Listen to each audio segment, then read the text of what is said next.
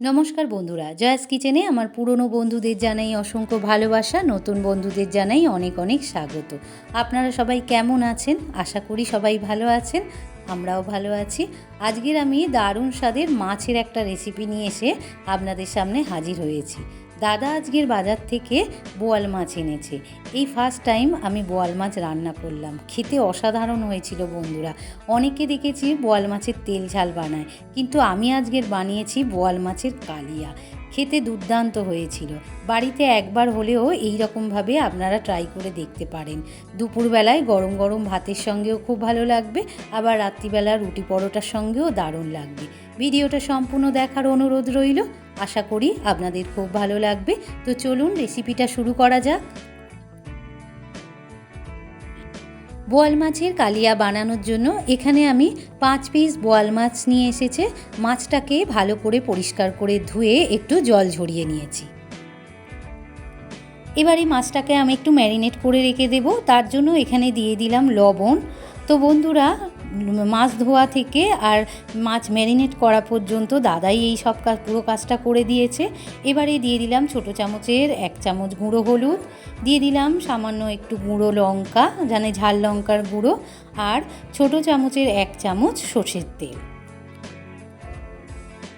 সমস্ত মশলা ভালো করে দেয়া হয়ে গিয়েছে। এবারে মাছগুলোর সঙ্গে মশলাগুলো ভালো করে মাখিয়ে নিতে হবে।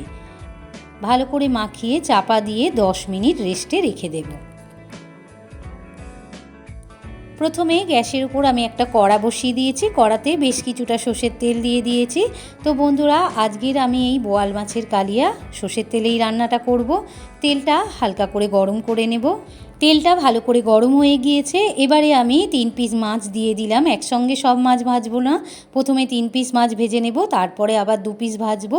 তো বন্ধুরা, এই মাছটা ভাজার সময় এত ঠিক হচ্ছিল, একটু চাপা দিয়ে আমার মাছটাকে ভাজতে হয়েছে। মাছগুলো ভাজা হয়ে গিয়েছে, তুলে নেব। এই একইভাবে সমস্ত মাছ ভেজে নেব। মাছ ভেজে তোলা হয়ে গিয়েছে। মাছের তেলেতে আমি আলু একটু ভেজে নেব।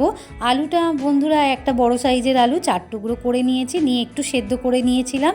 সেই আলুগুলো জল ঝরিয়ে তেলেতে দিয়ে লাল লাল করে ভেজে নেব। আলুগুলো লাল লাল করে ভেজে নিয়েছি। এবার আলুগুলোকে তুলে একটা পাত্রে রেখে দেব। আলুগুলো ভেজে তোলা হয়ে গিয়েছে। এবারে আমি ওই তেলেতেই রসুন ভেজে নেব।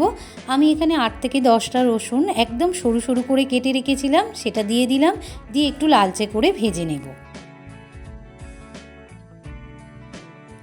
রসুনটা হালকা করে ভেজে নিয়েছে। এবারে দিয়ে দিলাম পেঁয়াজ কুচি। এখানে 2টো বড় সাইজের পেঁয়াজ একদম সরু সরু করে কেটে রেখেছিলাম, সেটা দিয়ে দিলাম।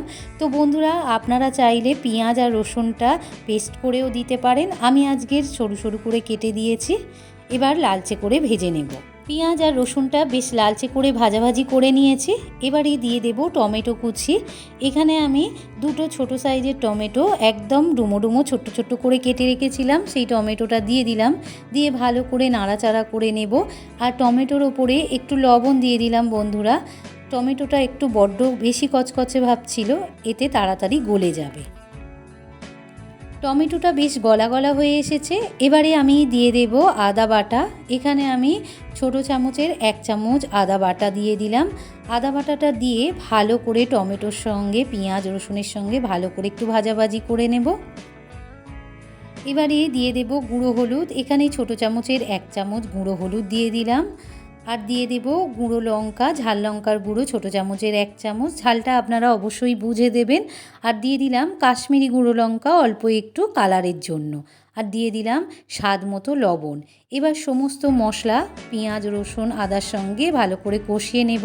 যতক্ষণ মশলা থেকে তেল ছেড়ে না দিচ্ছে ততক্ষণ কষিয়ে নেব।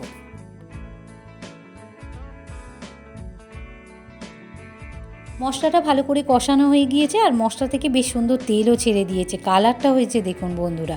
এবারে ভেজে রাখা আলুগুলো দিয়ে আরও 1 মিনিট কষিয়ে নেব। তো বন্ধুরা, আলুর পরিমাণটা আপনারা বেশি করে দিতে পারেন। আমাদের বাড়িতে আলু একটু কম খায়, তাই অল্প পরিমাণে আলু দিয়েছি। মশলার সঙ্গে আলুটা ভালো করে কষিয়ে নিয়েছি। এবারে একটু উষ্ণ গরম জল পরিমাণ মতো দিয়ে দিলাম। তো বন্ধুরা, আপনারা কীরকম ঝোল খাবেন সেই বুঝেই জলটা দেবেন। ভালো করে নাড়াচাড়া করে নিয়ে চাপা দিয়ে 5 মিনিট ফুটিয়ে নেব। 5 মিনিট পর আবার আমি ফিরে এলাম। ঝোলটা বেশ ফুটে গেছে। এবারে দিয়ে দেব ভেজে রাখা বোয়াল মাছগুলো দিয়ে আরও 2 মিনিট ফুটিয়ে নেব। মাছটা দিয়ে 2 মিনিট ফুটিয়ে নিয়েছি। এবারে দিয়ে দিলাম ছোট চামচের হাফ চামচেরও কম সানরাইসের গুঁড়ো মশলা দিয়ে ভালো করে নাড়াচাড়া করে আরও 1 মিনিট ফুটিয়ে নিলেই আমার রেডি হয়ে যাবে বোয়াল মাছের কালিয়া। গরম মশলা দিয়ে 1 মিনিট ফুটিয়ে নিয়েছি। রেসিপিটা আমার একদম রেডি হয়ে গিয়েছে। দেখুন বন্ধুরা, এটা যত ঠান্ডা হবে আরও গ্রেভিটা ঘন হয়ে যাবে আর খেতেও দারুণ লাগবে। তো বন্ধুরা, আমার এই রেসিপিটা আপনাদের কেমন লাগলো?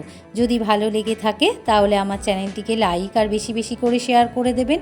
আর আমার চ্যানেলে নতুন বন্ধু হয়ে থাকলে প্লিজ চ্যানেলটিকে সাবস্ক্রাইব করে পাশে থাকা বেল আইকনটি প্রেস করে দেবেন। আর বাড়িতে একবার হলেও এই বোয়াল মাছের কালিয়াটা রান্না করে খেয়ে দেখবেন। আর কমেন্টে জানাতে ভুলবেন না যেন আপনাদের কেমন লাগলো। আপনারা সবাই ভালো থাকুন, সুস্থ থাকুন।